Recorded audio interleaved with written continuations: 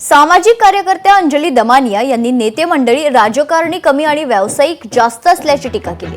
मंत्री संजय शिरसाट यांच्यावर आरोप करत थेट मुख्यमंत्र्यांनी कारवाई करण्याची मागणी दमानिया यांनी केली। महाराष्ट्राच्या राजकारणात आता जे राजकारणी आहेत, सगळे नेते मंडळी आहेत, ते आता राजकारणी कमी, बिझनेसमॅन जास्त आहेत। प्रत्येकाचे आपापले बिझनेसेस आहेत, त्यांच्या सगळ्या जवळच्या लोकांचे बिझनेसेस आहेत, परिवारातल्या लोकांचे बिझनेसेस आहेत आणि हेच बिझनेस करण्यासाठीच हे राजकारणात येतात।